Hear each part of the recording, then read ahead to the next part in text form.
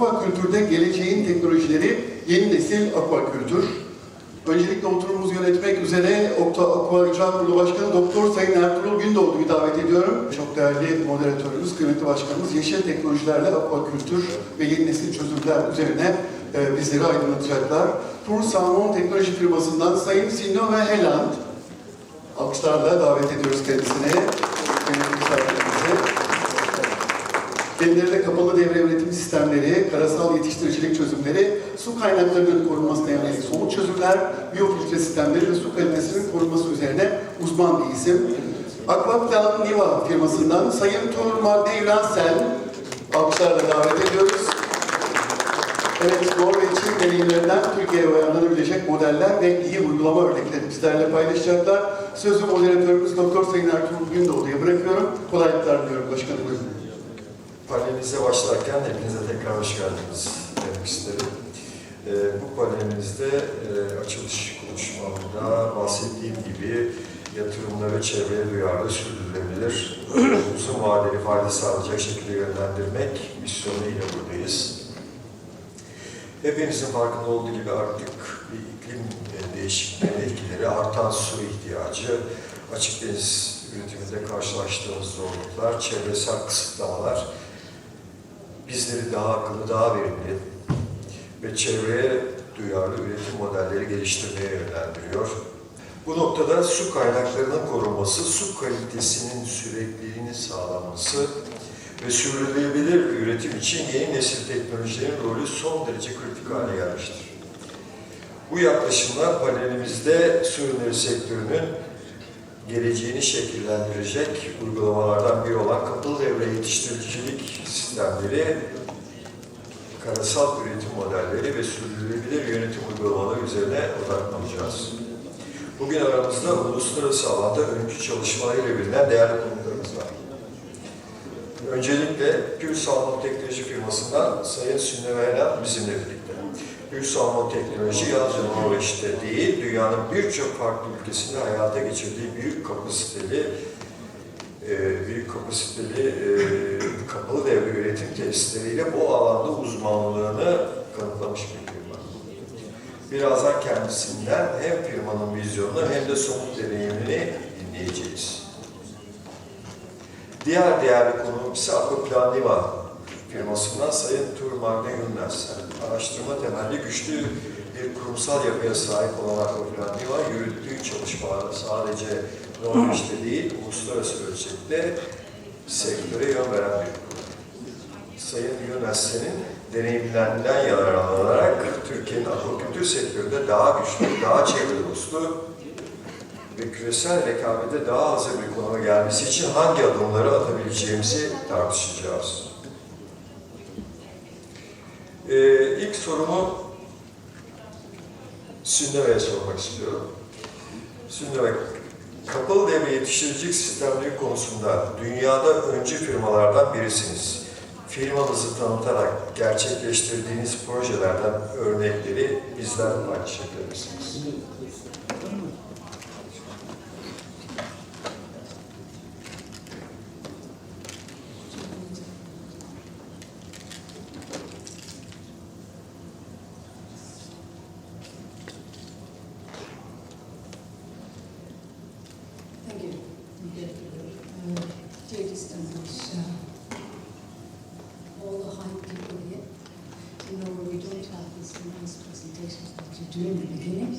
So, Ambassador, Governor, from the association, from the city, from the region, it's very nice to be here to talk about our company and what we do. And I'm sure we have a lot of learning points.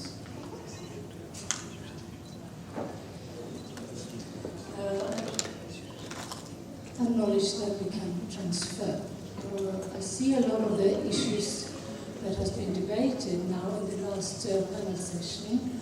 We were talking about sustainability and legislation. These are very much common, and also the success, they say in Norway, of the salmon industry has been the triangle of government, research, and the fish farmers themselves. And And this triangle has been important to succeed. So I'm very happy to see that you're already putting that triangle very much in place, because that is very important. I have a colleague with me today, Lisa, he's here.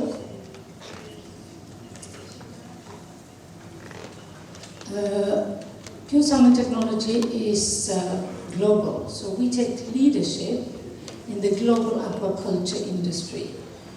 And as you can see, we have now offices in Norway, Denmark, United Arab Emirates, in Australia and China. As we start to work in an area, we establish office in the vicinity so that we can be available anytime soon. In addition to the vision of becoming global, we have in our vision that we should be the preferred lifetime partner of our clients.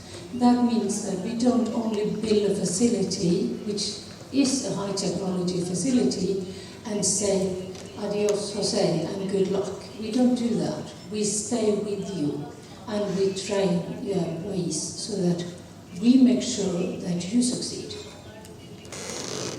And we attract and develop the best talent and ensuring sustainability along the way in all aspects of what we do. Before I say something more, I'm just thinking that Turkey has always been, for me, one of the countries that has succeeded in aquaculture. I've been working in European Aquaculture Technology and Innovation Platform for many years. I've been at FAIR meetings, Federation of European Aquaculture Producers, several times, and I see how the rest of the Mediterranean countries are struggling to grow. Whereas Turkey, as Norway and Iceland, are successful. We could not make an approach for this talk to talk about all the aquaculture being done in Turkey. But we work with salmon, as you can see from our name, but we also work, of course, with all salmon meats and other species as well. And we have acquired the technology of Billen Aquaculture and also a lot of their staff. So we build and design aquaculture facilities for other species than salmon and trout. However, for this presentation, we agreed with Ertuğrul that we should focus on trout. So main problem now in the world is global warming. And it affects trout farming in Turkey. It affects salmon farming in Norway. It affects everything we do because the temperature is the big driver. I did my PhD in physiology, and for a cold-blooded species like fish, increasing temperature has a huge effect on the animal. So for the fresh water, of course, fish health and welfare will be affected. Biosecurity will be affected. Water availability will be affected. Discharge possibilities. And this graph is a bit strange, but if you look at the grey curve, that is the temperature in an average year in the Black Sea from what we could find from the literature. And it put constraints in these vertical lines on when you can put fish into the sea and when you have to take the fish out of the sea. The yellow line is if you put a 500-gram fish in, and you can harvest it around 2.5–3 kilo, all depending on how successful you are with the environmental temperature that year. We put a TGC of 2.5, 2.9 in this one. Of course, it can be higher. So fish welfare and sustainability, I will not go into all of these, but there are some of what we do that can really affect how successful the facility that we build are. We always emphasize fish welfare as the main part of our sustainability, because if the fish is not thriving, we are doing something wrong. for the fish, and if we do something wrong for the fish, we also do something wrong for our clients. They need to produce fish. We have hygienic design, biosecurity, fish transport are built into what we do. We identify risk factors, we make mitigations. We also look at life cycle analysis of the equipment, as was said just by the last panel here. Make sure you buy quality so that what you build lasts. Energy consumption is of course very important. We don't use much water when we do recirculation, but we need energy. And of course you need to be energy efficient when you're selecting the technology, because you can choose pumps which are using more energy than necessary in a facility. High degree of reuse of water, we normally go for somewhere between 90 and 99.9%. And we also look at the footprint, because the footprint of a facility also quite often goes a lot on concrete usage and so on, and material using choices. We have built 17 smolt and post-smolt facilities in Norway. We have built 3 full grow-out. We have delivered Salmon Technology. It's in the middle of Norway, on the coastline. It was delivered in 2023. It's the largest one in the world. I will come back to say a bit more about that. And in the middle of the green plot is our Pure Salmon Japan project. It's a 10,000 ton annual hog production. And we have ongoing projects now in Grieg, in a post-smolt project, and Helgeland, it's a smolt project, both in Norway. And we also have an ongoing project going with Yeni Aquaculture for smolt and post-smolt, and also now going in for a broodstock facility for them. So the Salmon Technology facility was a turnkey contract. It's a technology package that we deliver, and it started in 2020, delivered in 2023. It's 17,000 square meter, and we produce 20 million smolt per year. Actually, they produced 22 million smolt the first year, and we didn't charge for the extra 2.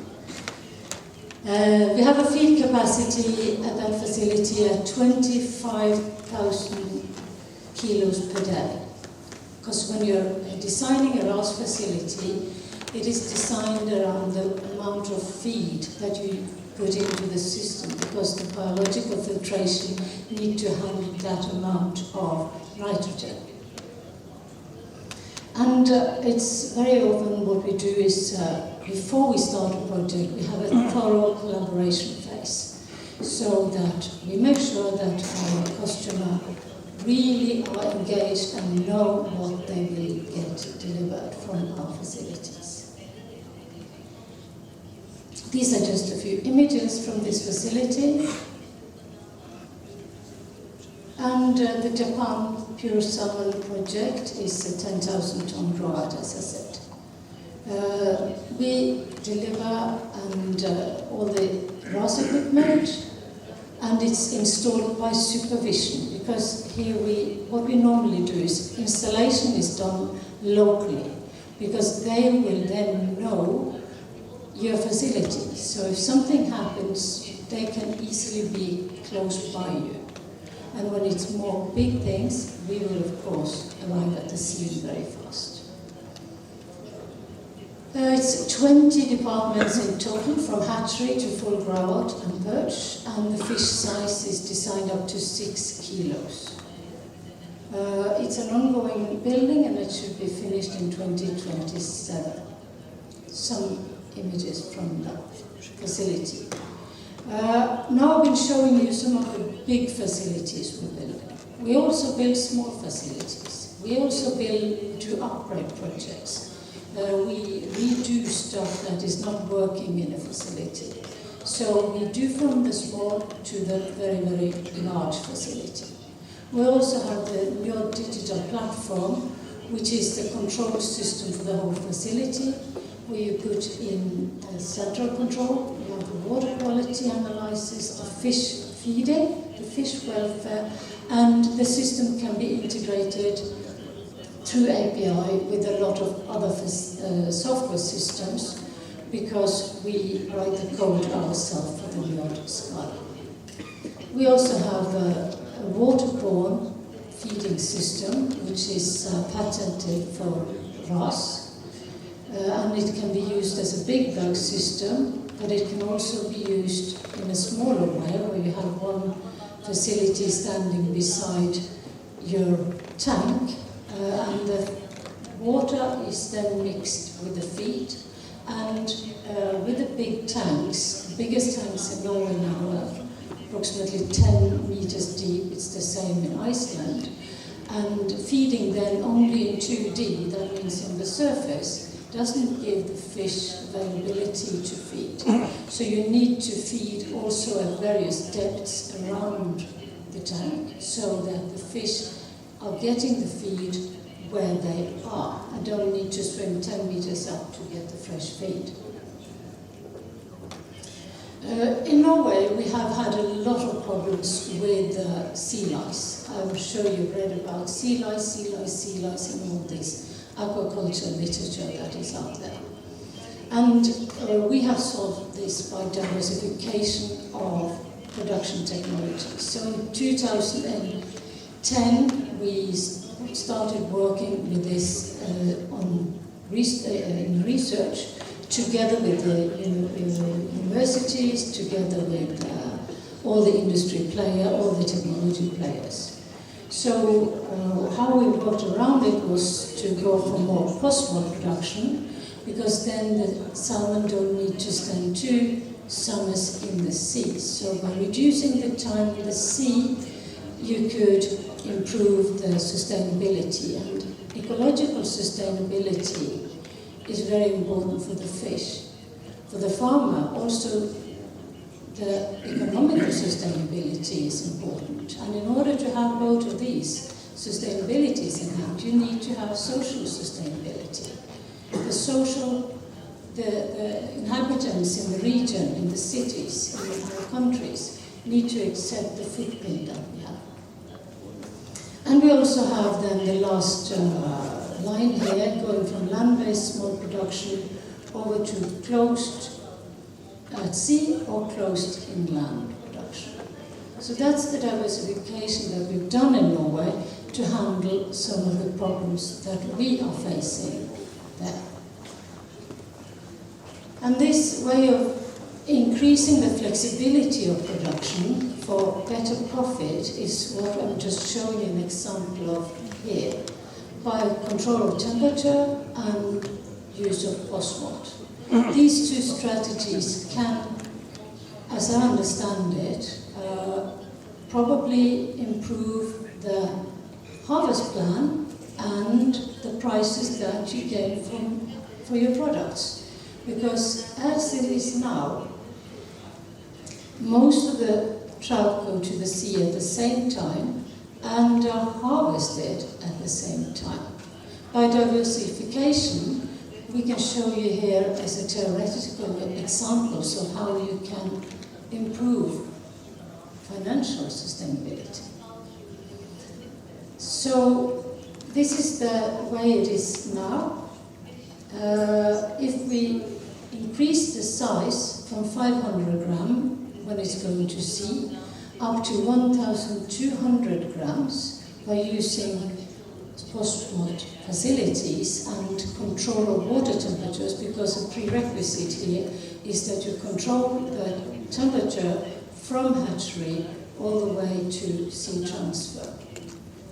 And you will be able then to see that you can have different growth scenarios. So if you put the yellow line into sea at 500 grams, you can harvest them around 3 kilos. If you go for the green line, it is a 1,200 gram going into sea. That means you can slaughter a fish close to 5 kilos. So that means you are differentiating on harvest size. Another possibility is that you put 1,200 gram at sea, you slaughter them at 2.5 kilo around February, and you reach a different market. And you can then use the same net pen and add another batch of 1,200 gram fish and have another slaughter. And of course you can combine these methodologies. So what you do on land can make a big impact on what you can do at sea, and thus make more money. In addition to, so this is an illustration where you have the land-based, you have the post-smolt, and the blue one is the open net pen. And of course this can be combined with land-based all the way up to slaughter, so that you get a year-round slaughter or harvest of your trout. Makes money. So the way that we do project is that we have a conceptual design. This is super important, understanding the specificities of your facility. Because each facility has different water, different electricity, different amount of neighbors upstream that have might reduced integrity of the biosecurity. So it's really understanding the conceptual design. Based on that, we go into a basic design phase. And that is a paid phase, because then we spend 3 to 6 months together with our clients, depending on the complexity of the facility and the problems, in order to have a facility that is more or less ready to be start production. So we can start building underground piping and so on. And then you have a cut-off there. So you can choose to say, yes, we want to sign a full contract with you to deliver this, or we will have to postpone it because of financial issues, or we say we don't think this is the right solution for us, before you go into detailed design and construction. And as I mentioned earlier, we have a training of the operation team at our heart. We have, together with Pure Salmon, we have built an academy that is a digital training, it's classroom training, and it's on-site facility training. And we also stay together with our clients up to a year or more, depending on what is needed by that specific customer based on the experience the technicians have. So, thank you for my...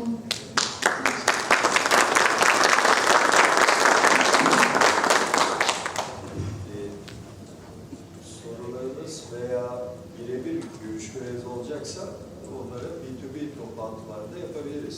Salmon Technology'de. Böyle bir şey olursa arkadaşlarımız size yardım edecekler. Ona göre saat belirleyip birebir toplantılarda yapabiliriz.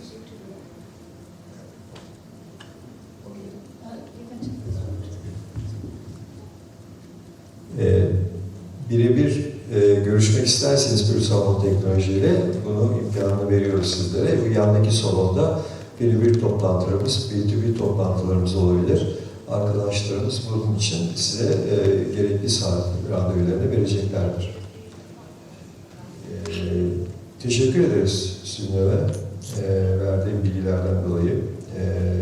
Umarım bundan sonrası için özellikle bizim iç sularda yapacağımız çalışmalar son derece önem kazanıyor. Yani ne kadar sağlıklı balık ve kaliteli balık denize indirebilirsek o kadar kafeslerden sağlıklı balık hasat etmiş olacağız.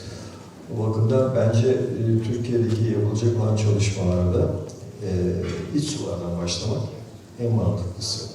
Sen ne düşünüyorsun bu konuda? Yani iç sulardan başlayıp denizlere kadar, kafes balıkçılara kadar gitmek için. Nasıl bir çalışma olabilir? I think we need to be humble enough to say that we need to talk more with you before we start putting the strategy in place. But I'm pretty sure that to go England and look at what we do in the hatcheries, the postmod can very often be placed like here, because you will use the seawater, or you can use it freshwater.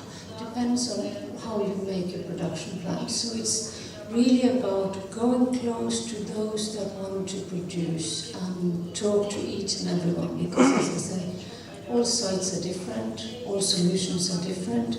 This is just an example of how we can do it, but control of water, temperature, control of biosecurity are key elements whatever we do on land-based.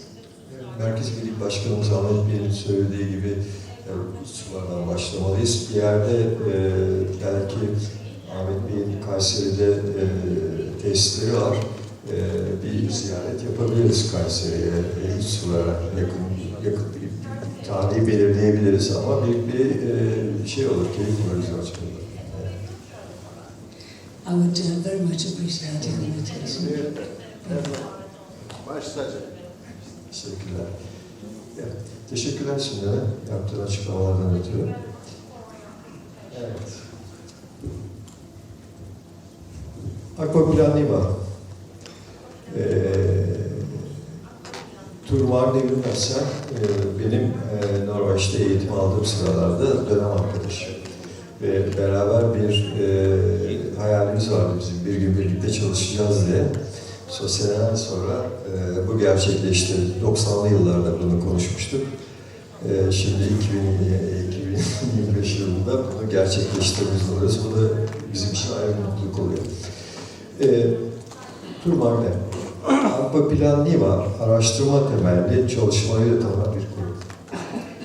Kısaca firmanızın faaliyet alanlarını anlatabilir misiniz? We'll do that.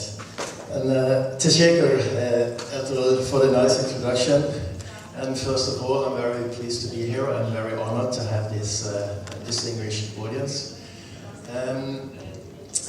As you say, we've been knowing each other for many years, and it's also been some years since I was in Turkey for the first time. That's 27 years ago. I was helping to set up a small farm for Knak, in a small village called Deniskei, just north of Izmir. And I'm very impressed also, as Helland said, to see the development in the Turkish aquaculture industry since that time.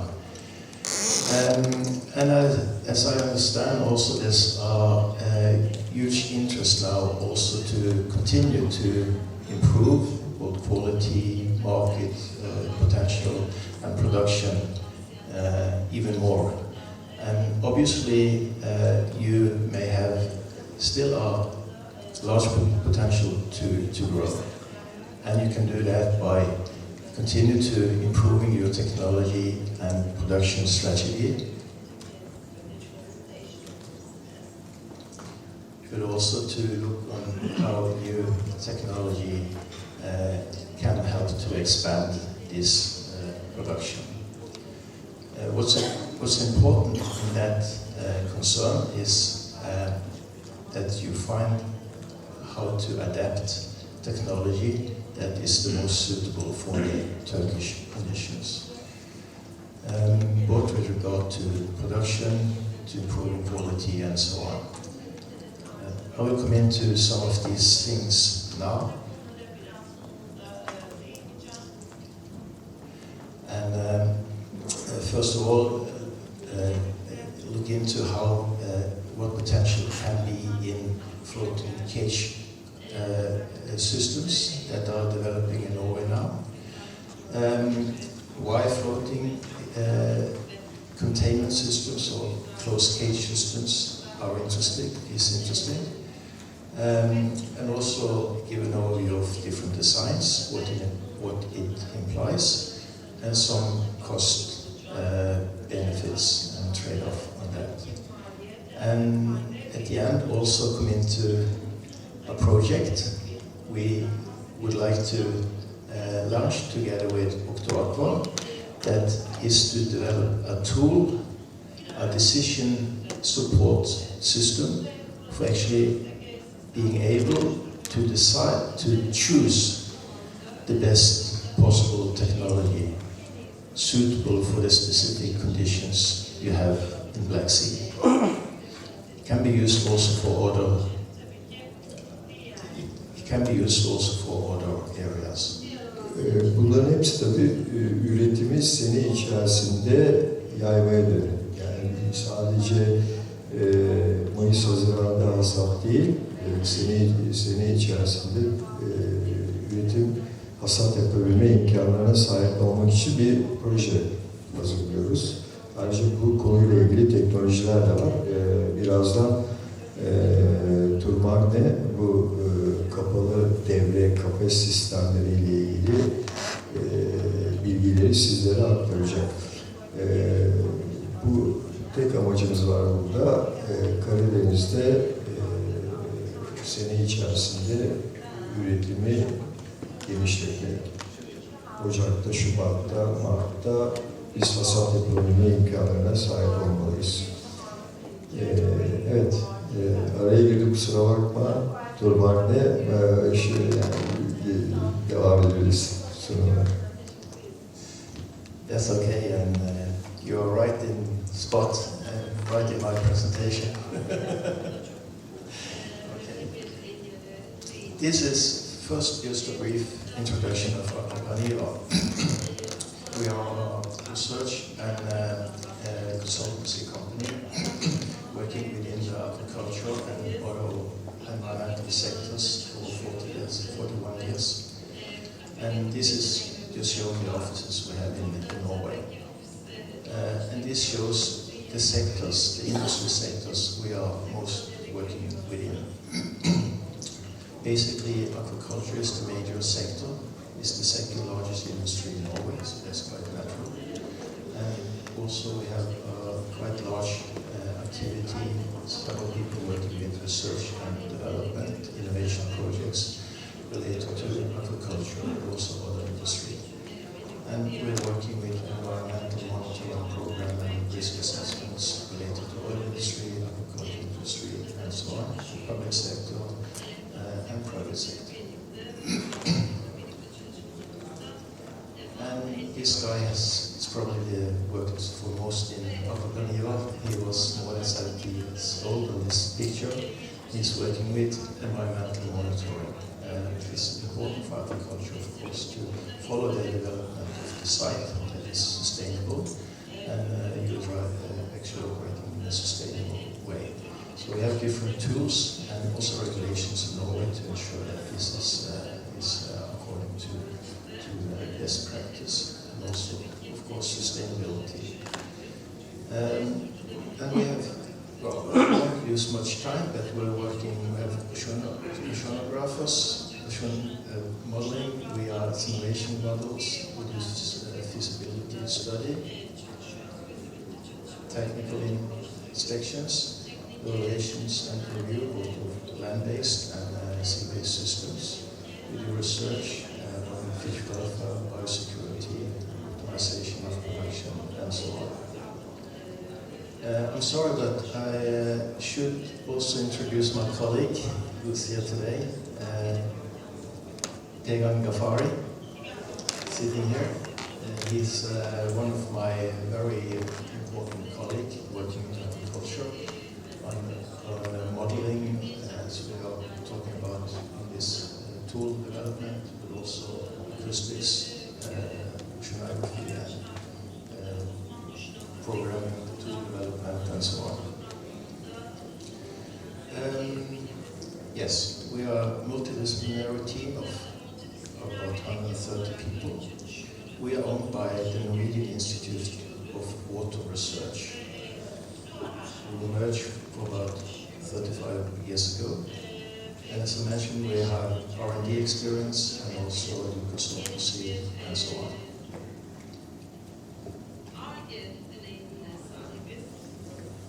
Now I'm going into just giving an overview of the type of technology for closed cage systems we have in Norway. As you see, it's a quite broad variety in design, but also in material use and so on. And they all have different, qualities, advantages, and so on. And of course, they will be adaptable in different ways for different purposes and locations and so on. Why are we using this technology in Norway more and more? As you probably know, we have a huge problem with parasite, with the salmon lice in Norway. So that was the main aim of developing this, to have better control of the water environment within the cage. Since they're close and not having a flow through of water from the surface, you can pump water from deeper layers with more favorable temperature, but most of all, where the parasite is not present. So you avoid the salmon lice. Also, there's more things added to it, like you can collect the outlet water, which enables you to filter and treat the outlet. First of all, the major, larger particles, and also finer particles, depending on how advanced water treatment systems you like. But this eases the pressure of sludge and outlets on the locations. That gives the potential for opening up for using locations, sites you don't use today, or increasing production at your site without increasing the footprint. So it has an environmental aspect as well, since you can pump deep water or choose where you want to take the water from. You can optimize in a better way when it comes to particularly temperature. And that aspect may be particularly interesting for Turkey and particularly the Black Sea. I will get more into how you potentially can do that by controlling temperature and maybe expand the production time in sea and maybe adapt to the market in a better way that you can harvest over a longer period and maybe even larger fish. This is just the principles. I can go slightly into details, just showing how you have a pipe that can be regulated for different types, different depths. It's a quite large pipe to reduce friction and pumping cost, and you have very low pumping height. So propeller pump only requires to move the water to the surface and leave it in the surface in the cages. So in that sense, it's very energy efficient. You have you have control of the outlet, as I say, and you can put the water up and treat the water. The advantage is also you can add different way of water treatment. If you want to add more circulation for self-cleaning to get particles out, if you want to add oxygen, particularly if you have high stocking density, and also if you have high temperature, where the natural oxygen is saturation, oxygen is less, and oxygen demand is high. So you have some ways to reduce risk and improve conditions compared to an open cage systems on their uncontrolled flow through in the surface. This is a brief overview. I won't go in detail, but it shows, I think it's 10 or 11 type technology producers of closed cage systems today. I'm showing this just to show the differences in particular construction, design and material. You have some that is made of concrete, of course robust, long lifespan, but expensive, both to produce, but also for anchoring and all the other accessory around. You have on the other side systems based on PVC, on membranes that are cheaper, lighter, but less durable, maybe a lifespan of maybe 5 years. And of course, even some of them may give a high initial investment cost, but a long depreciation time, and in that sense, cheaper. The other one may be cheaper to buy, but more expensive over time because short depreciation time. So this shows both the differences, what it means to have different designs and different options. You have to take some considerations of what's the best choice for you when it comes to investments. What I forgot to say is also, when it comes to material, it's very important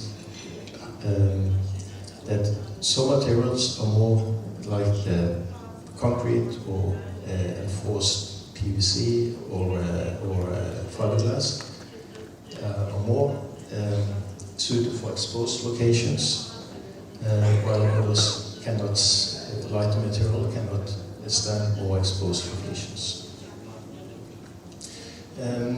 When it comes to, this is just showing some investment costs, the capex. It's not only the structure of the cage, but it's all the things around. If you compare to open surface cages with closed cages, you will see the initial cost for the cages are different due to the material, the construction and so on. But you also have to add pumping, mooring, more solid mooring systems, if you like, other waste management systems and so on. So there's cost also to the infrastructure around. And this is an example, just taken from a report from Sterling Aquaculture in Scotland, published in 2019. Just giving some examples or figures for what kind of numbers or money you're talking about. But most of all, also the variation in costs, because the variation is due to how you operate and what designs you choose. You will see that lighter membrane are more cheap.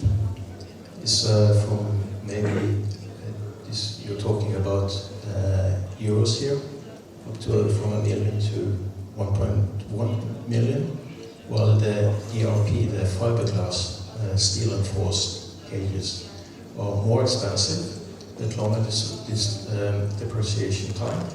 So you can have a yearly cost that is probably 1/2 or 1/3 of cost of a cheaper investment. You will see on operating costs is basically independent of the technology. I mean, you are operating more or less the same way, but of course in some systems you might be able to operate more intense if you have the option for oxygenation, different water treatment or circulation, and have higher stocking density. Then you will be able to produce cheaper with a lower cost per kilo produced fish.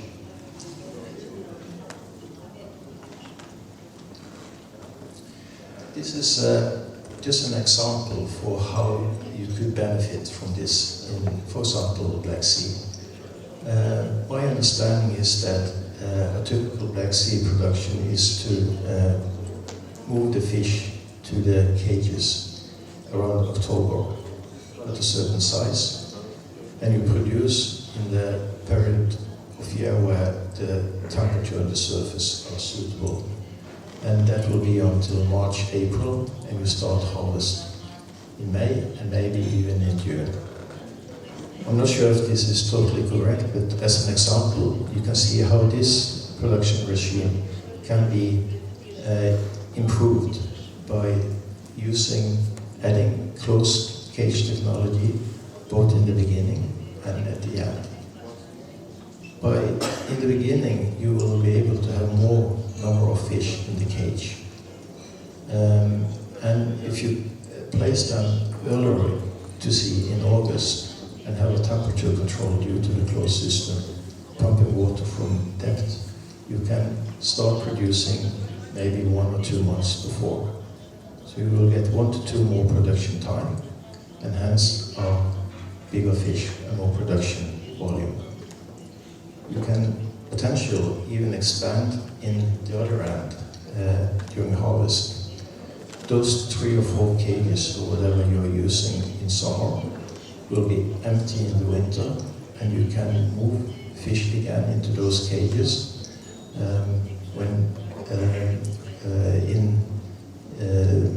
in spring and summer, and expand the harvesting time. Maybe start harvesting more or less the same time, but expand harvesting of maybe the remaining 50 or 20% or something fish.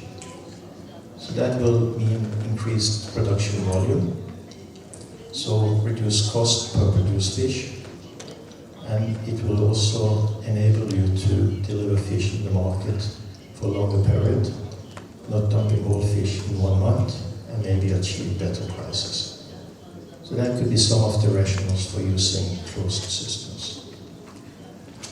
Okay, that was just a brief introduction of closed systems. Now I'm coming to our projects at all. And this is all about both technology, whether it's closed systems or others, that you need to make a choice whether to implement or not. And those choices are difficult to make sometimes because they're multifactorial. There's many things that needs to be fit into this decision. We're talking about site-specific or for Black Sea. You have to know that this technology is suitable for these conditions. You need to know how this influences your budgets, your investments, and what's your payback. You need also input on technical input to ensure that the design is robust enough, it's good enough, and so on. And you can collect all these data, as I'm showing up to the left here. There may be 100 data, but how to relate to them and how to calculate. And there's some data who is influencing several factors, and there's interconnections in many factors there. Some of these data are like fixed. They don't change from year to year. If you want to, you have a fixed feed cost.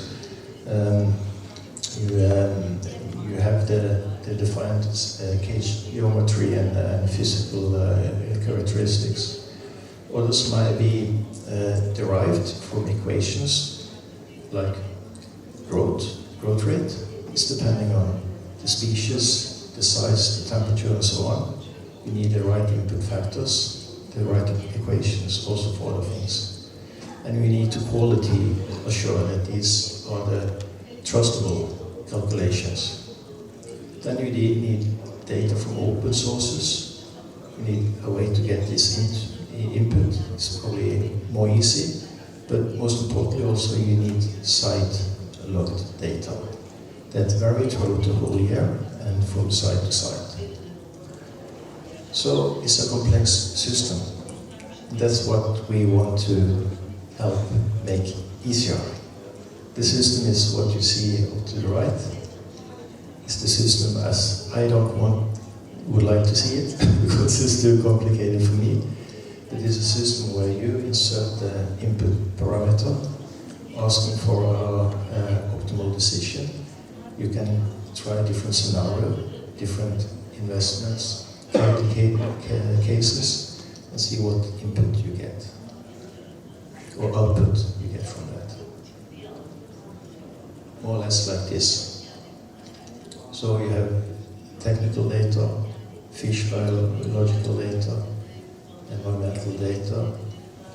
All this complexity goes into a decision support system. In the project we call it SABC. Making the best choices giving suggestions for robust and cost-effective system design, and suggestions for daily operation and production.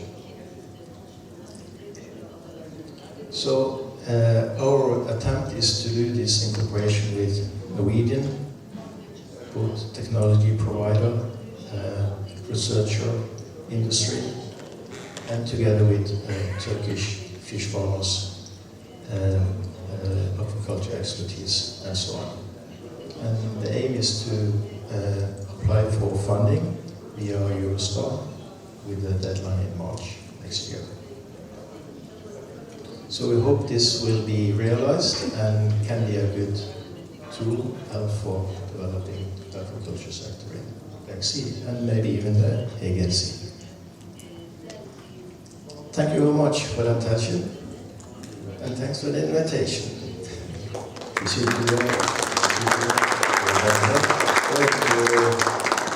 Norman'ın belirttiği gibi bir yola çıkıyoruz biz bir proje bazında. Bu elimizde Zonguldak'ta bunların arasında olacak tabii üretim sahalarını tespit edip oraya uygun en uygun teknolojileri belirleyeceğiz. Bunların arasında tabii kapalı kafes kurulumları da var. Dolayısıyla böyle bir yolculuğa çıkıyoruz. Başarılı olacağımıza inanıyorum. Tekrar teşekkür ediyorum Ömer'e. Synnove Helland, çok teşekkürler katıldığınız için. Eğer sorularınız varsa B2B toplantılarında onları aranje edebiliriz. Görüşmeleri açarız. Evet, kıymetli moderatörümüze ve yöneticilerimize çok teşekkür ediyoruz. Başkanım, bir fotoğraf alalım. Evet, bu arada Sayın Başkanımızın daha az önce ifade ettiği gibi B2B görüşmeleri çok kıymetli. Bu anlamda yapılacak olan yatırımların doğru bir kanaldan ilerlemesi adına B2B görüşmelere kayıt yaptırmayan firmalarımızın, değerli konuklarımızın, katılımcılarımızın B2B kayıtlarını da bu arada yapmalarını hatırlatmak isteriz.